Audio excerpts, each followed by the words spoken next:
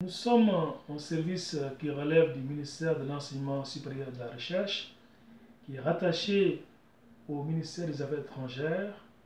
Ici en France, nous sommes de l'ambassade du Sénégal en France et nous gérons l'ensemble des étudiants sénégalais à l'étranger à partir de Paris.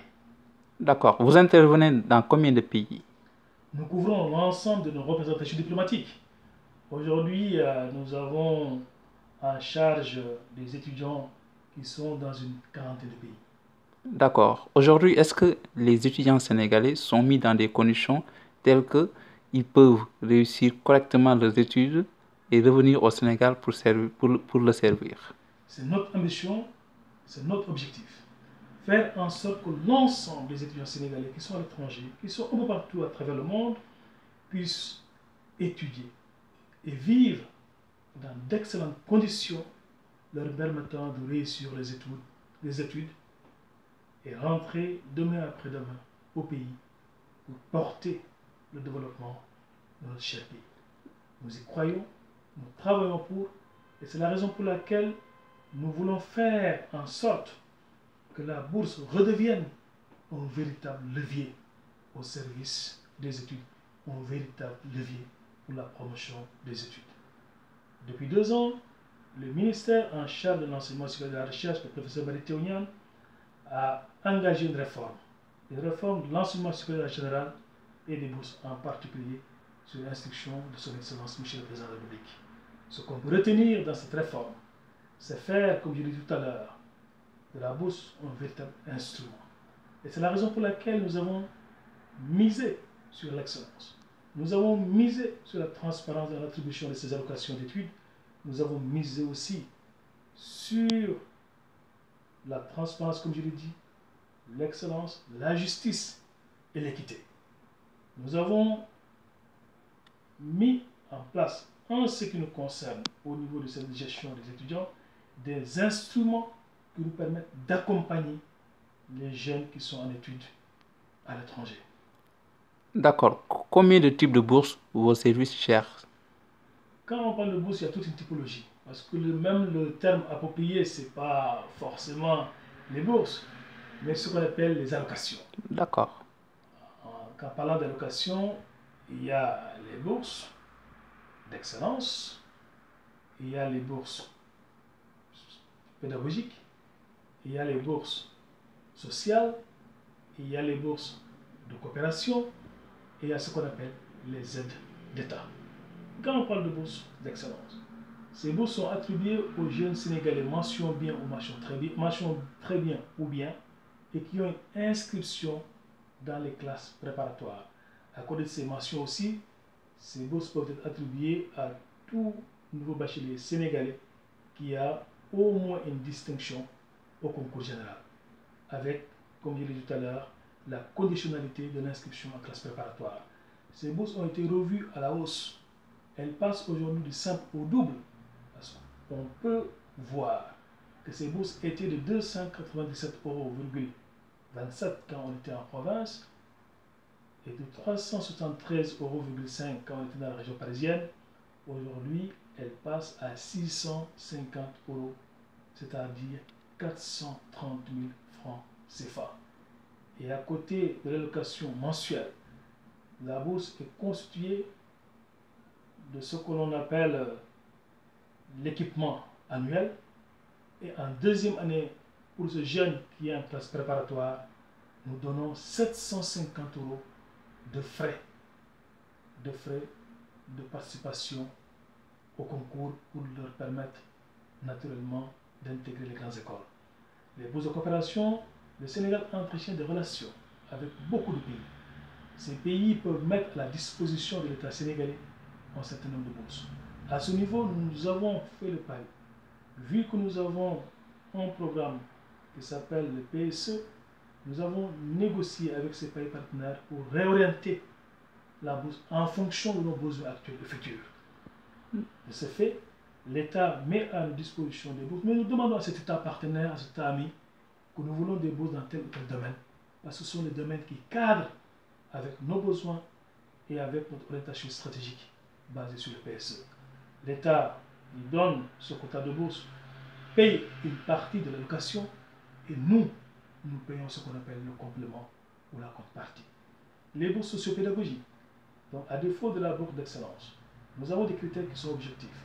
Pour les nouveaux bacheliers, je prends le cas de 2014-2015, tout nouveau bachelier sénégalais 2014 qui avait déposé dans les délais et qui avait la mention bien ou très bien ou la mention assez bien a obtenu du gouvernement du Sénégal soit une bourse ou tout au moins une aide d'État. Donc ces bourses pédagogiques sont octroyées à ces jeunes qui partent d'eux-mêmes à l'étranger, mais qui sollicitent un appui de l'État pour continuer les études. D'accord. Le pédagogique met en avant les résultats de l'étudiant. L'étudiant qui a la mention au bac ou qui n'a pas la mention au bac, qui est en troisième année ou quatrième année, et que depuis qu'il a eu le bac, a eu des résultats supérieurs ou égaux à 12, qui est dans des filières dites STEM ou intéressantes par le gouvernement, qui n'est pas âgé et qui a fait la demande à concurrence de l'enveloppe qui est dégagée pour cette catégorie pour bénéficier de cette bourse pédagogique. Là aussi, je précise que pour la première fois en 2014-2015 et grâce à la réforme de l'enseignement supérieur et des bourses en particulier, nous avons un arrêté qui met en place une commission. Les bourses sont plus attribuées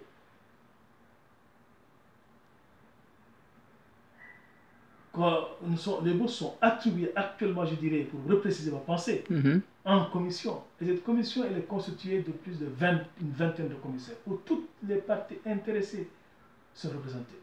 Je pense aux universitaires, je pense au ministère des Finances, à l'Assemblée nationale, au Conseil économique et social, au ministère de l'Enseignement supérieur, à la direction des bourses, à nous-mêmes, où tout est répertorié, où les gens discutent en mettant en avant les critères objectifs. Et effectivement, ceux qui répondent à ces critères et jusqu'à la concurrence de l'enveloppe vont bénéficier d'une bourse pédagogique. Le social aussi, vous savez que le président accorde une importance particulière au social. Celui qui va jusqu'à donner des bourses de sécurité familiale pense aussi aux étudiants qui, certains d'entre eux, proviennent de familles modestes, mais qui croient à l'enseignement et qui ont besoin d'être accompagnés parce qu'ils sont à l'étranger et malheureusement les familles ne parviennent pas toujours à leur donner les moyens non seulement de subsistance mais de pouvoir continuer les études sans pour autant être obligés de faire des petits boulots. À ces gens-là, l'année dernière aussi, tout ce qui est pépé de la nation, les orphelins qui ont montré une preuve comme quoi que un des parents est décédé, les gens, les indigents qui ont aussi eu à déposer avec un certificat d'indigent et qui justifient d'un parcours assez conséquent, assez solide, peuvent bénéficier d'une bourse sociale. À côté des bourses sociales, nous avons ce qu'on appelle les aides d'État, qui sont données aussi à des jeunes sénégalais qui partent d'eux-mêmes à l'étranger, mais qui sollicitent l'État par un accompagnement de manière à continuer les études sans problème. Et ce que je peux vous dire aujourd'hui, c'est que nous avons des critères objectifs. D'accord. Et pour attribuer ces bourses. d'accord. D'accord. La question des logements des étudiants sénégalais pose un certain nombre de problèmes ici en France. Est-ce qu'il y a des débuts de solutions ou vous réfléchissez à apporter des solutions à ce problème de logement, surtout ici à Paris, dans la capitale, où le logement est très cher? Absolument. C'est la raison pour laquelle, depuis que j'ai pris la tête de ce service, nous avons développé ce qu'on appelle des missions optionnelles, à côté de notre cœur de métier qui est la gestion du cursus et le paiement des allocations. Le logement est une question extrêmement importante, parce que quelle que soit l'intelligence de l'étudiant, s'il n'est pas bien logé, il aura du mal à réussir. Quand nous sommes arrivés, dès le mois de décembre 2013, nous avons signé une convention avec un bailleur social qui s'appelle Adoman. C'est le plus grand bailleur social français. D'accord. Nous avons signé à la résidence de l'ambassadeur en présence du chef de l'État. Parce qu'on avait constaté que toutes les conventions qui existaient entre le service de gestion des étudiants et les CROUS et le CNUS ont été dénoncées par la faute de certains étudiants, malheureusement, qui avaient pris des engagements ou bien qui avaient des chambres au niveau des CROUS, mais qui n'honoraient pas forcément leur loyer. Donc, nous nous sommes dit, en attendant en tout cas de gagner à nouveau la confiance de ces bailleurs du CROUS, il fallait développer une autre stratégie. Nous sommes allés voir le bailleur social de Doman. Nous avons signé avec ce bailleur une convention de logement sur 5 ans pour un contingent mobilisable de 400 logements. Et où l'étudiant qui est logé dans ce dispositif paye, en dehors de l'APL, en tout et pour tout, entre 100 et 200 euros. Et récemment, on a été à Lyon, on a décentralisé la convention et on a été reçu par le directeur territorial d'Adoma. Et quand on a fait la sumule, on a vu que l'étudiant qui est à Lyon, sénégalais, qui sera logé dans ce dispositif, paiera en tout et pour tout entre 50, tenez-vous bien, et 150 euros. Nous y travaillons. À côté de ce bailleur social aussi, nous avons un partenariat avec certaines résidences privées où nous accompagnons nos jeunes à trouver des logements et nous avons mis en place un dispositif qui s'appelle la caution solidaire. Parce qu'une chose est d'avoir une opportunité pour se loger, une autre chose aussi est d'avoir des papiers. Parce que nous sommes en France, les gens sont très administratifs. Ils demandent un certain nombre de papiers, de garants par-ci, par-là. Et il n'est pas évident que tout étudiant qui est en France puisse avoir un parent, puisse avoir un grand frère, puisse avoir un oncle qui peut lui fournir ce dossier-là. En tant qu'État, on a mis en place un dispositif de caution solidaire. Pour l'étudiant qui nous sollicite, nous portons garant parce qu'il est allocataire naturellement. Et s'il y a défaut de paiement, le régisseur qui est là procède, donne directement un chèque au bailleur et l'étudiant s'est engagé aussi en amont à ce que s'il ne paye pas, que nous puissions ponctionner sur son allocation de manière étalée, c'est-à-dire que c'est échelonné, hein, mais au moins le bailleur il entre dans ses fonds et dès l'instant qu'il est assuré qu'il n'y aura pas de défaut de paiement, il est beaucoup plus enclin à nous écouter et nous aussi, ça nous facilite la tâche pour trouver un logement à l'étudiant. Parce qu'il y a une convention tripartite entre l'étudiant d'un côté, le bailleur de l'autre côté et le service de gestion des étudiants. À côté de ce dispositif dit de caution solidaire, nous avons un autre dispositif qui s'appelle la dette locative. On peut être boursier cette année et ne pas l'année prochaine. On peut aussi ne pas être boursier cette année et être boursier l'année prochaine. À telle enseigne que l'étudiant qui a des dettes locatives, que ce soit au CROUS, que ce soit un bailleur public ou privé, pour nous saisir. Si rien ne saisit, je saisis le régisseur, c'est-à-dire que notre comptable en chef, qui est un inspecteur de trésor, il fait le chèque parce que l'étudiant s'est engagé et que nous gérons mensuellement et payons mensuellement son allocation. Il s'engage, on fait un chèque, on impose sa dette, le bailleur est tranquille, l'étudiant ne va pas se retrouver dans la rue et sa dette est soldée. Et mensuellement, on peut l'étaler sur plusieurs mois.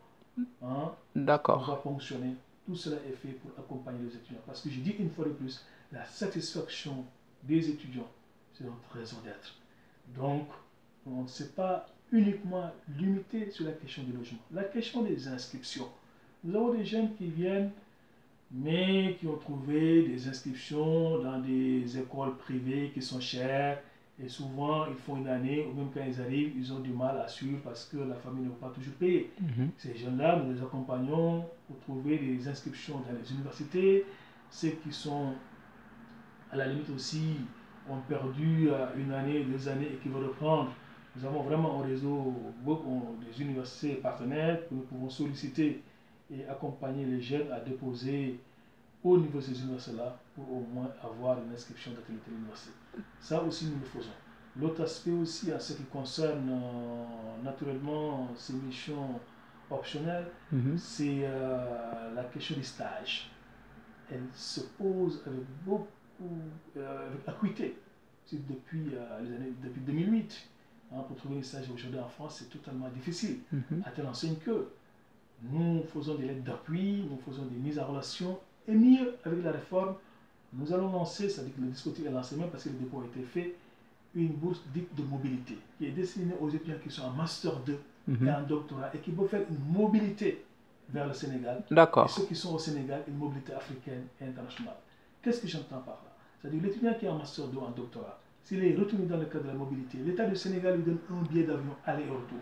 Et pendant ces 4 mois, 6 mois ou 10 mois qu'il va passer au Sénégal dans une entreprise, il recevra aussi de la part de l'État du Sénégal 60 000 francs à côté de ce que l'entreprise ou la structure qui accueille peut donner comme gratification d'année. L'étudiant sénégalais aussi pour des questions d'équité et de justice, qui a Master 2 au Sénégal et qui veut faire une mobilité africaine et internationale, s'il est retenu dans le cadre du dispositif, s'il part à l'étranger, en fonction de la zone, quand je parle de zone, c'est le pays d'accueil, il peut gagner, il va avoir mensuellement 650 € par mois.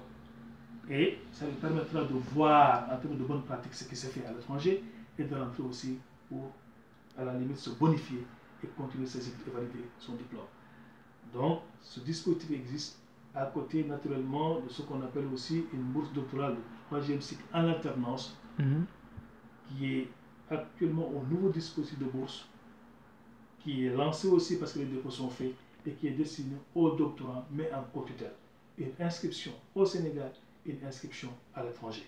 Quand on est à l'étranger, on a 915 euros, c'est-à-dire que 600 000 francs CFA. Et l'État donne annuellement un billet d'avion aller et retour, 6 mois au Sénégal, 6 mois à l'étranger. Quand on est au Sénégal, on a la bourse doctorale sénégalaise pour des questions d'équité. Mais on renforce le taux d'encadrement des universités. Quand on publie au moins l'université sénégalaise où l'étudiant a son inscription est cité, ce qui fait que dans les classements de type Shanghai, nos universités pourront gagner aussi en visibilité. Et quand on est à l'étranger, naturellement, on a ces 915 euros, c'est-à-dire 600 000 francs CFA et un billet d'avion aller-retour sur 3 ans avec une possibilité de prolongation d'une année supplémentaire. D'accord. Tout cela pour vous dire quoi? Que nous sommes là pour accompagner nos étudiants. D'accord, mais... Nous sommes là pour les écouter. Nous sommes là pour les servir. Et toutes les questions qui touchent directement ou indirectement à la vie de l'étudiant nous intéressent au premier chef. Et tout ce que nous pouvons faire pour les accompagner, nous le ferons volontiers. D'accord, mais qu'est-ce que vous faites des étudiants qui se sont retrouvés sans papier et qu'auparavant ils ont bénéficié de ces bourses? Est-ce qu'il y a des politiques pour encourager ces étudiants de retourner au pays pour exercer un travail ou de retourner tout simplement au pays au lieu de se retrouver ici dans la clandestinité? Et même là, avant même le retour, c'est un des dispositifs aussi que nous avons en place et que je n'ai pas évoqué tout à l'heure, c'est que nous travaillons aujourd'hui avec une avocate. Hein, parce que souvent, quand l'étudiant sans papier nous saisissait, ce qu'on faisait, c'est qu'on écrivait un courrier adressé au préfet pour demander naturellement un réexamen bienveillant de sa situation. La clémence, d'accord. Voilà, nous avons levé pas mal de QTF, parce que le sceau de l'ambassade aussi, vu les relations privilégiées qui existent entre le Sénégal et la France, est souvent payant. À côté de cela aussi, nous mettons en avant les résultats pédagogiques des étudiants. Souvent, un étudiant par ignorance ou par négligence peut perdre son titre de séjour. Et pourtant, il a des résultats probants au niveau de l'université. Souvent, quand des cas de cette nature nous est présenté, on constitue un bon dossier, on saisit le préfet et souvent, effectivement, ça marche. À côté de cela aussi, naturellement, nous encourageons nos étudiants au retour. Nous avons un plan Sénégal émergent. Nous avons un pays à développer. Et la première ressource, c'est l'homme. Surtout si elle est une ressource intellectuelle, un jeune, plein d'avenir, qui est parti à l'étranger, qui a fait des études. Ce jeune-là, nous devons l'encourager à repartir au pays et non plus à se contenter de petits boulots. Et la bourse de mobilité permet de vaincre cette peur. Parce que quand on est en France, quand on est en Master 2, et après 6 mois de cours, on part au Sénégal pour faire 6 mois de stage, sur les stages concluants, alors que c'est l'État qui vous a donné le billet d'avion aller-retour, vous devez revenir prendre vos bagages et rentrer. D'accord. Nous avons aussi des initiatives personnelles. Je vous le dis parce que j'ai développé il y a moins de 2 ans avec des jeunes diplômés de l'étranger qui sont repartis aujourd'hui au pays, un dispositif qui s'appelle un réseau qui s'appelle Sénégal Network B2G. C'est des jeunes qui sont diplômés à l'étranger, qui sont au Sénégal, qui font d'excellentes choses, qui n'attendent plus quelque chose de l'État. Quand je dis attendre quelque chose de l'État, c'est qu'ils soient recrutés au niveau de la fonction publique, mais ils se disent, nous avons été formés à l'étranger, dans les grandes écoles, le Sénégal c'est notre pays à nous tous, c'est nous tous qui devons le développer. Nous allons rentrer pour mettre nos compétences au service de notre État. En quoi faisant? En mettant en place des petits projets, en créant des petites entreprises, parce qu'aujourd'hui, quoi qu'on puisse dire, avec l'avènement du président Macky Sall, on voit que avec le plan Sénégal émergent, l'environnement des affaires a été assaini. Hein? Les conditions d'investissement sont là. Et aujourd'hui, la destination Sénégal est une destination très prisée. La ressource sénégalaise est une ressource rare, bien formée, travailleuse. Donc, il faut juste donner confiance et donner naturellement aussi, en tout cas, ce courage, cette audace à cette population jeune, mais qui est très bien formée, à leur dire, vous avez tout entre les mains, il suffit tous d'y croire, se mettre en collaboration et créer quelque chose au Sénégal, parce qu'il y a beaucoup de choses à faire, et non plus dire maintenant, oui, si je rentre, qu'est-ce que je vais devenir, ou bien je vais me contenter d'un petit boulot de vigile et autres, alors que j'ai un doctorat dans la poche. D'autant plus que, parlant des doctorats naturellement, on a vu, avec cette réforme de l'enseignement supérieur, nous avons la deuxième université de Dakar qui est en train d'être créée, qui est en train d'être construite. Nous avons l'université de Sine-Saloum, nous avons un réseau d'ISEP qui est en train de créer. Et toutes ces universités et écoles ont besoin d'enseignants. Et ces enseignants-là, on ne va pas les chercher en Chine, on va les chercher au Japon, aux États-Unis. On préfère que ce soit des jeunes Sénégalais, dans la mesure où, quand je me connecte au niveau de ma base de données, je vois que les Sénégalais sont partout.